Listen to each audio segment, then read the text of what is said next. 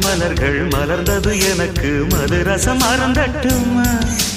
விடுகின்ற வரையில் முடிகின்ற வரையில் கவிதைகள் எழுதட்டுமா முத்தம் என்ற கடலில் முத்து குளிப்போமா அழகு